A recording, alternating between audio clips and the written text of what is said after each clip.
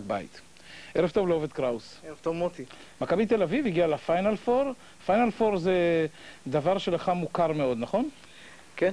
כמה פעמים היית בפיינל פור? 5 פעמים. כשבאחד המקרים כאיש מהצוות של אולימפיאקוס. נכון. אני רואה כאן קלטת של השחייה באליפות ב-97, אולימפיאקוס זכתה. 97, אחד הרגעים המאושרים בחיי.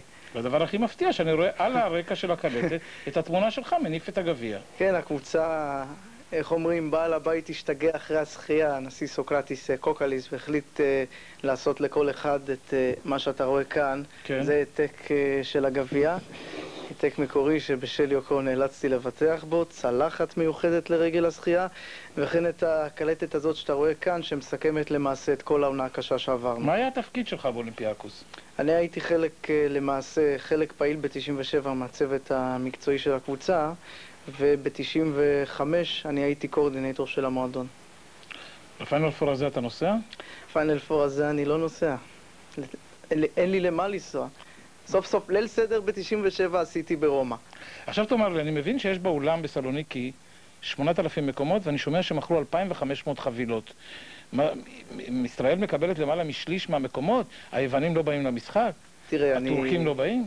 זה בהחלט חלמאות מצד אנשי פיבה לתת לאירוע כזה לערך באולם של 8,000 מקומות, אבל למשל בשנה שעברה, פיינל פור אחר שהייתי בו, הפיינל פור במינכן, היו אולימפיאקוס, קינדר בולוניה, טים סיסטם בולוניה שהיום היא פאף, וז'לגיריס קאונס, אולם של 15,000 מקומות, האולימפיה עלה במינכן. אתה מאמין שאכן ושם היו רק 8,000 איש, 7,000 מקומות היו ריקים, ולכן נקטו במסגרת הצמצום השנתית.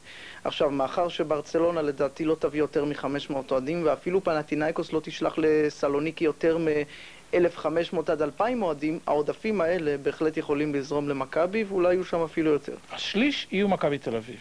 אני מעריך שכן, וזה ייתן להם דחיפה עצומה. אוקיי. אתה יודע מה זה איירבול? כן. מה זה? איירבול זריקה שבדרך כלל לא מגיעה ליהודה. לא פוגעת בסל. זה בכדורסל. במטף ספורט, איירבול זה מושג אחר. בואו לאיירבול.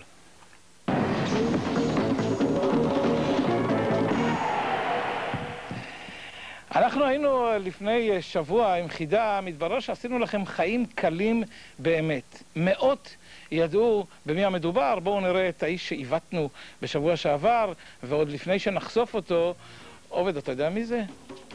כי הרוב המכריע ידעו. לא יודע. שחקן הפועל חיפה? שחקן הפועל חיפה העונה, בינתיים הוא כבר עבר למכבי נתניה, זהו עופר שטרית.